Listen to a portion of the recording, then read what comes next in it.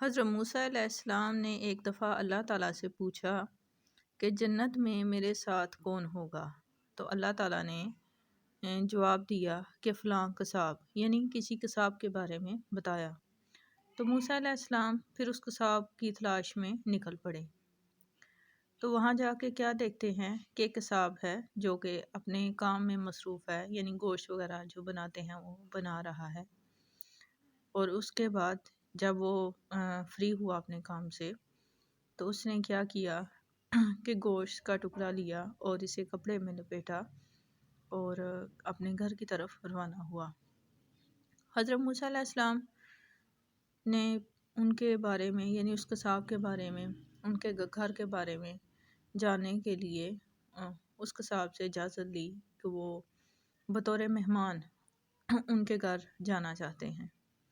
تو اس قصاب نے اجازت دے دی، یعنی وہ اپنے ساتھ لے کے حضرت موسیٰ علیہ السلام کو اپنے گھر چلا گیا۔ جب قصاب اپنے گھر پہنچا تو جاتے ہی اس نے وہ جو گوشت لے کے گیا تھا اس نے وہ پکایا، روٹی بنائی اور روٹی کے جو ٹکڑے تھے، یعنی کہ روٹی کے چھوٹے چھوٹے ٹکڑے کر کے جو گوشت بنایا تھا اس کے شوربے میں ڈالے، اسے نرم کیا اور ساتھ والے کمرے میں چلا گیا۔ حضرت موسیٰ علیہ السلام بیٹھے یہ سارے معاملات دیکھ رہے تھے تو وہ کیا دیکھتے ہیں کہ وہ آدمی جو کہ گوشت میں وہ روٹی ڈال کے، یعنی کہ گوشت کے شوربے میں جو روٹی ڈال کے دوسرے کمرے میں لے کے گیا تھا، وہاں ایک جو بڑھیا مائی تھی، یہ کہہ لیں کہ ایک بہت ہی بڑی عورت تھی، وہ لیٹی ہوئی تھی، ٹھیک ہے۔ وہ کسائی جاتا ہے اس اماں جی کے پاس تو اسے اٹھاتا ہے اور پھر اسے وہ کھانا کھلاتا ہے اپنے ہاتھوں سے، ایک ایک لقمہ اس کے منہ میں دیتا ہے اور وہ کھاتی ہے۔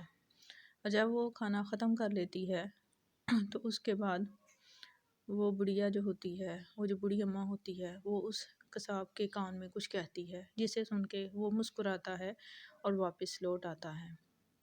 جب وہ واپس آتا ہے تو حضرت موسیٰ علیہ السلام اس سے پوچھتے ہیں، اس قصاب سے پوچھتے ہیں کہ یہ عورت کون تھی اور آپ کس بات سے مسکرا رہے تھے؟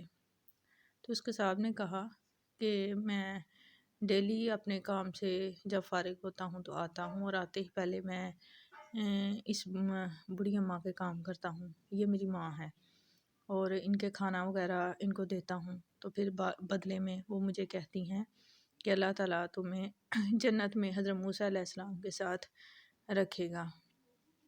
تو وہ حضرت موسیٰ علیہ السلام کو قصاب کہتا ہے کہ اجنبی، میری اتنی اوقات نہیں ہے کہ میں ان کے ساتھ رہوں، کہاں حضرت موسیٰ علیہ السلام اور کہاں میں۔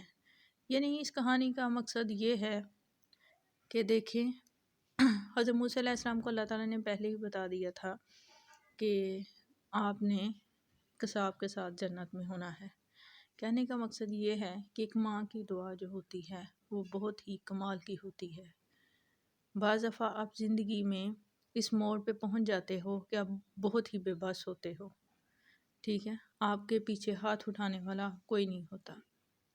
یہ کہہ لیں کہ آپ کے طرف سے آپ کو لگتا ہے کہ آپ کے سارے راستے بند ہو چکے، لیکن ایسا نہیں ہوتا۔ آپ کی جو ماں ہے اس کی دعائیں ہمیشہ آپ کے ساتھ ہوتی ہیں۔